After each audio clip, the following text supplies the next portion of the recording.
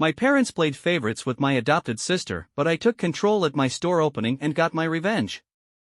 I'm a 24-year-old guy, and looking back, my childhood probably seemed like the picture of suburban normalcy to anyone on the outside. Middle-class family, nice house, quiet neighborhood. But the truth is, my parents' choices have left scars I'm still figuring out how to deal with. They had this way of presenting themselves to the world like they were these selfless, loving parents who went above and beyond by adopting a little girl and doting on her even more than their own biological son. What most people don't see, though, is how much that dynamic shaped me. The turning point came when I was 6 years old. That's when my parents brought home Megan, who's now 21, my adopted sister. From that day on, my life completely changed. I still remember the moment they sat me down in our cozy living room to tell me they were thinking about adopting. I was so excited I could hardly sit still. Back then, I spent most afternoons by myself in our backyard, coming up with silly games and waiting for my parents to get home from work. I didn't have siblings, and the kids in our neighborhood weren't exactly my age, either too old to care or too young to keep up. The idea of having a sister to play with sounded like everything I'd been missing. When Megan first arrived, it was as good as I'd imagined. We played together nonstop, shared snacks, and she made those long, lonely afternoons feel a little less empty. For the first time, I had someone to talk to laugh with. But the honeymoon phase didn't last forever. Little by little, things started to shift, and not in a good way. At first, it was subtle, small changes that were easy to brush off. But before long, it felt like my parents' entire world revolved around Megan. They made every decision with her in mind. If Megan wasn't in the mood, family outings were scrapped. Dinner menus were rearranged to match her tastes. They'd go out of their way to attend all of her school events, even if it meant skipping mine. It wasn't long before I started feeling like a shadow in my own house, like I was slowly disappearing right in front of them. And yeah, maybe to an outsider, it sounds like I was just jealous of the attention she was getting. But honestly, it wasn't that simple. The way my parents treated me and Megan was just fundamentally different. When Megan joined our family, my mom made a huge change. She quit her job. She'd been working as an accountant for almost a decade, but she decided to become a full-time stay-at-home mom for Megan. That was the complete opposite of what had happened when I was a baby. Back then, my mom returned to work as soon as her maternity leave ended, and I was left in the care of whoever was available. My parents were always stressed about money, working late nights and weekends just to get by. So, I spent most of my time either at my grandparents' tiny apartment or under the supervision of teenage babysitters who couldn't care less about me. Those babysitters, let me tell you, weren't exactly the cream of the crop. Most of them saw the job as an excuse to hang out with their boyfriends. I'd spend hours in my room while they were texting, watching TV, or laughing with their boyfriends in the living room. Sometimes, the boyfriends would even sneak into the house, climbing through the window or sneaking in through the garage like they were spies on a mission. I told my parents about it again and again, but they'd just fire one sitter and hire another who was basically the same. This went on for years. It left me feeling like I was more of a problem to be managed than a kid to be cared for. So, when Megan came into the picture, I thought things might finally change for the better. I was just a kid, but I took my new role as a big brother seriously. I shared my toys, helped her learn her ABCs, whatever I could manage as a 6-year-old, I did. With my mom staying home full-time, I imagined us doing all the fun stuff I'd seen other kids do with their moms, baking cookies, going to the park, maybe even just sitting together and talking. But instead, my mom's attention became laser-focused on Megan. It felt like Megan was a princess, and I was the court jester who was supposed to fend for himself because, well, I was the big brother. The real gut punch came when my parents decided to give Megan my birthday. She'd been found abandoned in a shopping mall, and the orphanage had no record of her actual birth date. Doctors guessed she was around 3 years old based on tests and assessments, and the orphanage had already assigned her a date to celebrate. But instead of sticking with that or choosing another day, literally any other day, they decided she would share my birthday. My parents pitched it as something beautiful, like it was this huge honor for me to share my special day with Megan. At first, it wasn't so bad. We had joint birthday parties, and I still got presents and cake. But over time, those celebrations started feeling less and less like they were for me. The focus shifted entirely to Megan. Relatives would come over with twice as many gifts for her and gush about how special it was that we shared a birthday.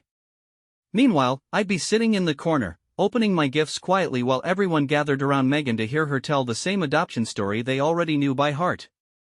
It's still hard to think about, even now. Megan already had an assigned birthday from the orphanage. My parents had every other day on the calendar to choose from: March for my grandparents' anniversary, September for my aunt's birthday, anything. But they picked my birthday. They told me it was about making Megan feel like she truly belonged in the family, but all it did was make me feel like I belonged a little less. For most kids, a birthday is the one day of the year where they get to feel special, like the spotlight is on them for a change. But my parents turned mine into another reminder that Megan came first. And they dressed it up with talk of family love and sharing, which made it impossible for me to express how I really felt without seeming selfish. The first time someone noticed how unfair my birthdays had become was during that initial shared party with Megan. My uncle pulled me aside and asked if I was truly okay with everything. I remember shrugging it off back then, not fully understanding how much it would bother me in the years to come. By the time I turned 10, I'd started dreading my birthday instead of looking forward to it. Megan had taken over every part of our celebrations. She picked the theme, usually some princess extravaganza, and even chose the cake, which was almost always something I didn't like. But the guest list? That's where things felt the most unfair. Megan would invite 20 or more of her friends from school, dance class, or wherever, while I was told I could only bring 5. Just 5.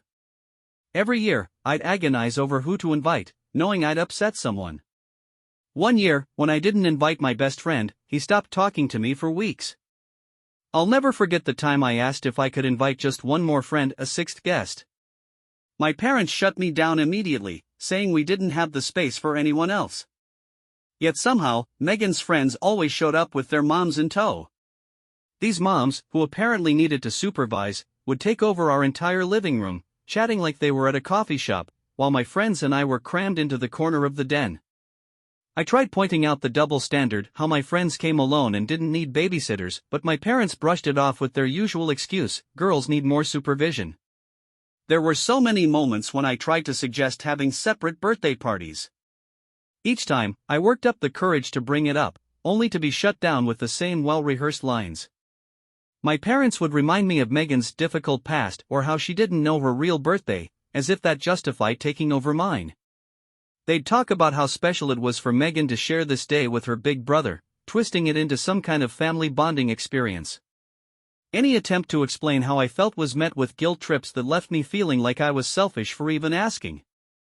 Eventually, I gave up. I learned to plaster on a smile and play along with what had become Megan's Day, featuring her brother. The hurt didn't go away, I just got used to it. Every year, I'd sit quietly while Megan opened twice as many presents as me, surrounded by relatives and friends who seemed to forget I was even there. I'd fake my way through the whole thing, trying to convince myself it didn't matter anymore. There was one silver lining during those years, though. I discovered a love for creating things with my hands. It started one random afternoon when I turned an empty cereal box into a pencil holder. From there, I got hooked. I'd take anything I could find: old newspapers, broken jewelry, plastic bottles, and turn it into something new. Before long, our garage became my personal workshop. I'd spend hours out there, watching DIY videos and experimenting with new ideas. My room started filling up with my creations: decorative wall hangings, jewelry, little sculptures, anything I could dream up. This hobby was mine, and for once, it felt like something Megan couldn't take over. It gave me a sense of control and pride that nothing else in my life did. What started as a way to escape my frustrations during my teens grew into something much bigger. By the time I was in my early 20s, I turned it into a full-fledged online business. I'd work my day job at a local coffee shop, then spend my nights perfecting product photos, writing descriptions, and managing orders for my shop. Social media helped me gain traction, and soon I had regular customers from all over the country. My small apartment became a makeshift studio, with shelves of supplies and a shipping station crammed into what was supposed to be my dining room. After 3 years of grinding, reinvesting almost every penny, and working countless overtime shifts, I finally saved enough to open my own store. It felt like a dream come true when I found the perfect space, a charming boutique in a busy shopping district, complete with big windows and exposed brick walls. I signed the lease 2 months ago and threw myself into planning every detail, the layout, the displays, and even a grand opening party. This was my moment. After years of feeling overlooked, I was finally building something that was entirely my own. I hired a photographer to document the event and couldn't wait to share this accomplishment with the people in my life. When I told my parents about the store, their reaction was predictable. At first, they seemed excited, offering polite congratulations. But it didn't take long for the conversation to shift. My mom casually mentioned that Megan was finishing college around the same time as my store opening. Before I could even finish explaining my plans, they were already suggesting we combine the events. "Think about it," my mom said, her voice way too cheerful. "We can have one big celebration and invite everyone at once. It'll be easier for everyone." My dad nodded along, like this was the most logical idea in the world. I couldn't believe it. Once again, they were trying to merge my milestone with Megan's.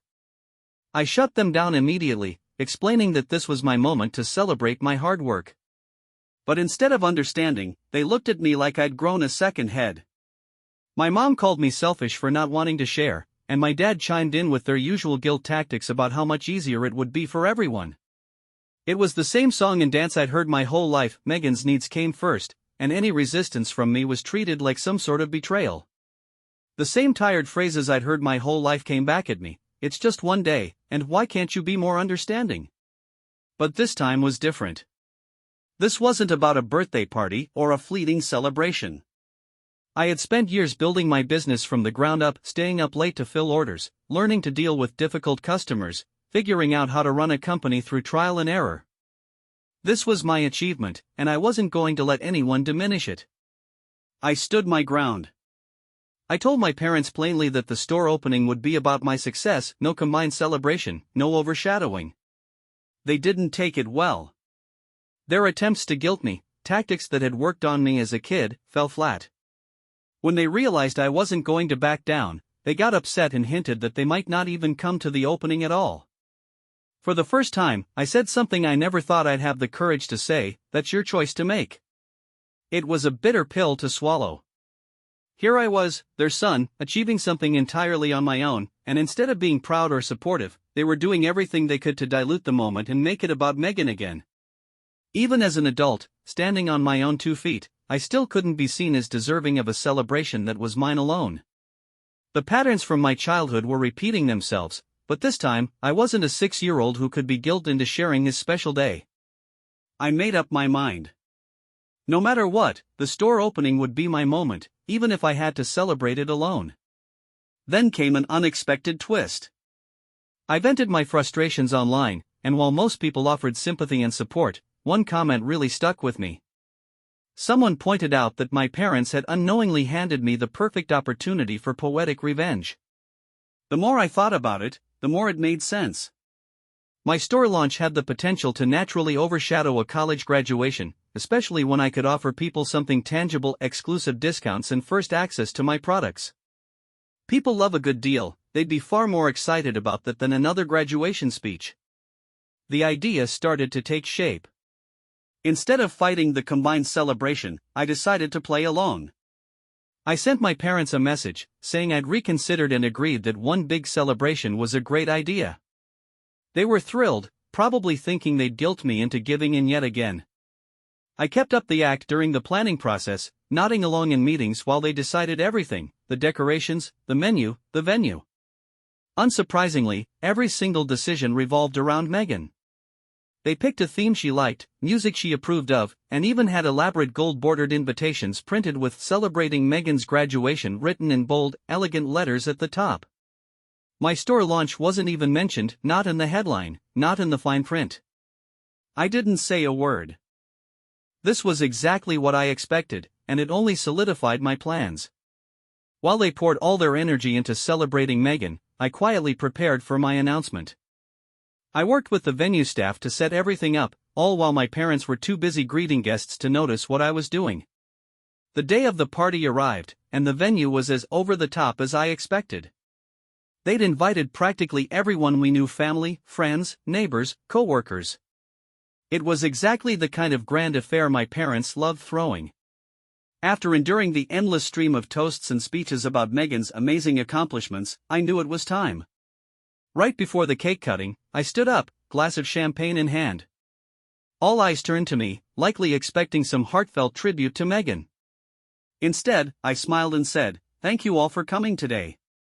I'd like to take a moment to share some exciting news of my own."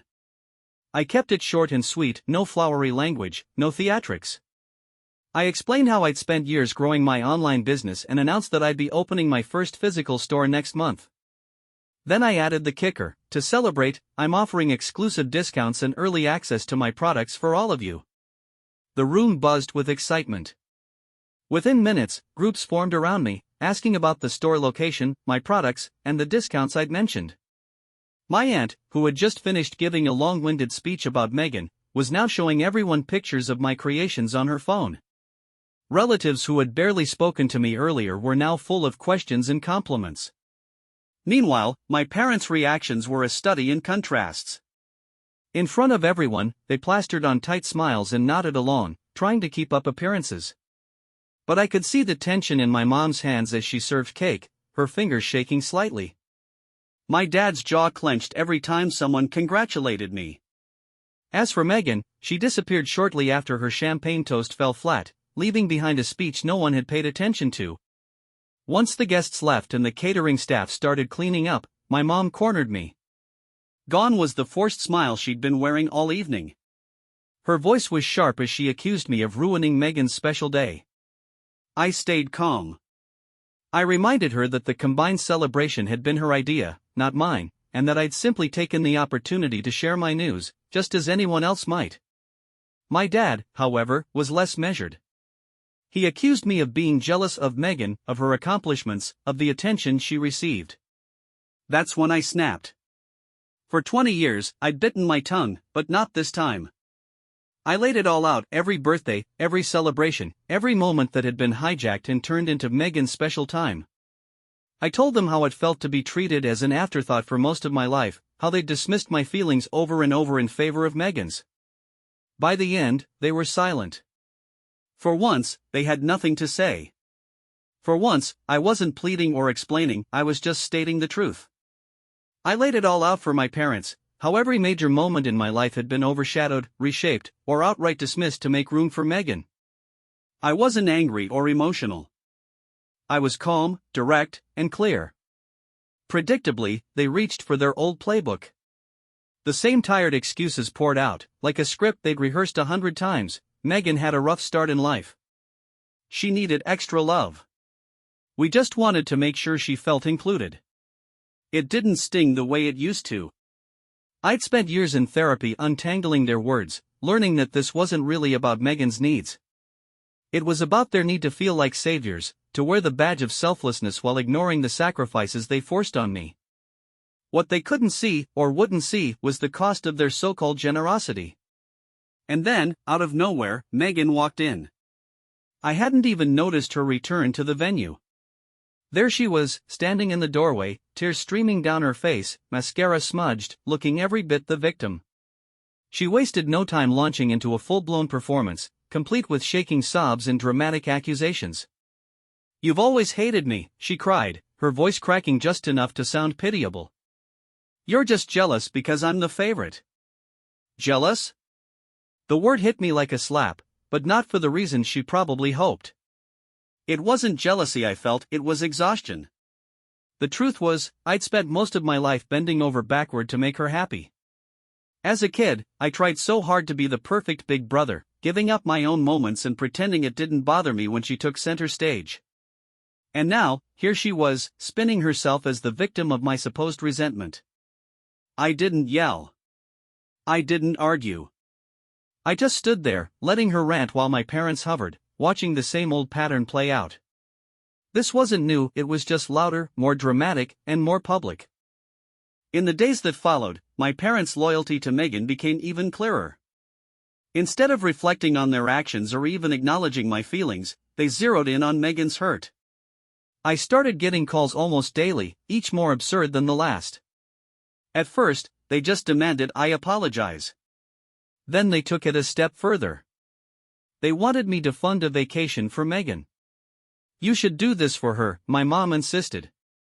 "She's been through so much." The logic was laughable. They genuinely thought I should spend thousands of dollars to compensate Megan because my business announcement had overshadowed her graduation party. It wasn't just absurd, it was insulting. That was the breaking point. I didn't argue. I didn't explain. I simply walked away. I'd spent years trying to be patient, trying to have conversations, trying to make them see me. But this time, I was done. Megan's tears that had always been their trump card, no longer had any power over me. The hypocrisy of the situation was glaring. Megan couldn't handle sharing the spotlight once, while I'd spent 20 years being pushed into the shadows. This wasn't the first time I tried to address their favoritism. In my late teens and early 20s, I made countless attempts. I wrote long, heartfelt emails. I sat them down for calm, measured conversations. I even suggested family therapy. Every single time, the response was the same. Megan had a difficult start in life. That phrase became their shield, a way to deflect any frustration I shared. I still remember one conversation vividly. I was 19, sitting at the kitchen table, tears streaming down my face as I tried to explain how lonely I felt at my own birthday parties. My mom's response? "You need to be more understanding. Megan's had it harder than you." By the time I was 21, I'd stopped hoping for change. I moved out, using the early profits from my online business to rent a tiny apartment. Over time, I created distance, not just physically, but emotionally. Our relationship became surface level. We exchanged polite messages on birthdays and holidays, but the connection was gone. They didn't understand why I'd pulled away, and honestly, I'd stopped trying to make them understand. Or so I thought. Just when I believed the drama had peaked with the graduation party, my parents outdid themselves. A couple of weeks before my store's grand opening, they showed up at my apartment unannounced. At first, they made small talk, asking about the store preparations as they sat stiffly on my couch. But then the real reason for their visit came out. They wanted me to hire Megan as the store manager. I laughed. I actually laughed because I thought it was a joke. But no, they were completely serious. Their reasoning? Megan had a college degree, so she shouldn't have to go through the stress of job hunting. The conversation spiraled into absurdity.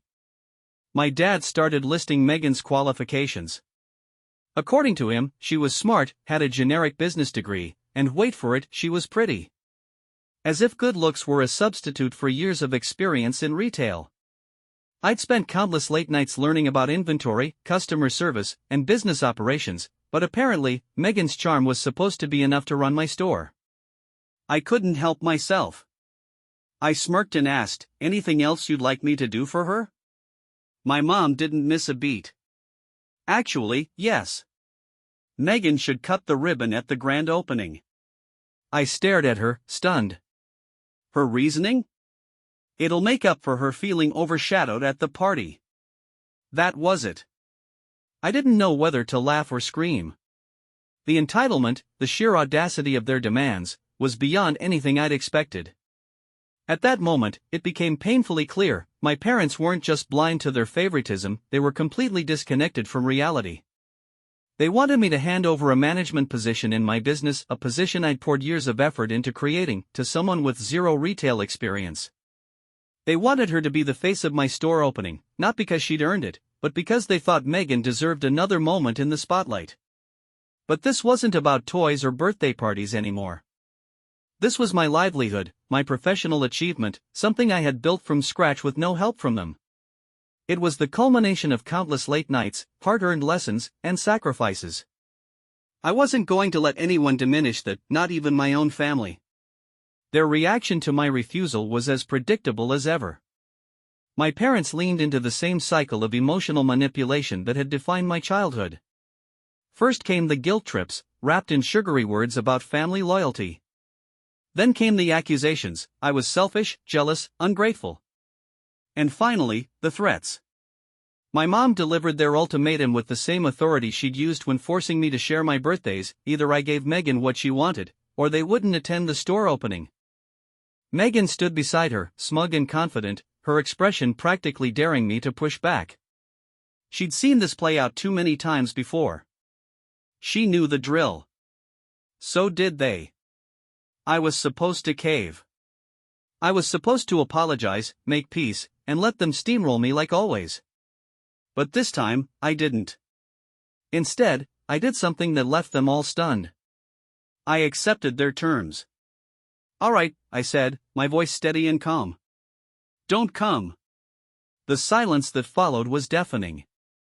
My parents' certainty wavered, replaced by confusion. Megan's smirk faded into shock. None of them knew what to say. For the first time in my life, I wasn't bending. The store opening was everything I dreamed of and more. The space was packed with supportive friends and loyal customers who had been with me since the early days of my online business. My extended family showed up in force, eager to celebrate this milestone with me. Even without my parents and Megan, the day felt whole, complete. When relatives awkwardly asked about their absence, I told the truth without hesitation or embarrassment. They didn't approve of how I wanted to celebrate, I said simply. Some offered sympathetic words, while others shifted uncomfortably, unsure how to respond. But I didn't care. I wasn't carrying the weight of their feelings anymore. The event was a success beyond my wildest expectations. The store buzzed with excitement as customers browsed the shelves, complimented the layout, and asked me questions about my journey. It was the kind of validation I'd always craved, not from my parents, but from people who saw the value in what I'd built. Months have passed since that day, and my store is thriving. Business is better than ever, and for the first time, I feel truly at peace. My parents, predictably, tried their usual silent treatment, clearly expecting me to come crawling back like I had so many times before. They wanted me to beg for forgiveness, to smooth things over and restore their illusion of the perfect family. But their silence hasn't had the effect they'd hoped for. Instead of feeling painful, it feels peaceful. For the first time, I don't feel obligated to fix things. I don't feel the need to make myself smaller, to squeeze into the narrow box of their expectations. I've spent too many years bending over backward to accommodate their version of family, and I'm finally done. This journey hasn't been easy, but it's taught me something invaluable: I deserve to take up space.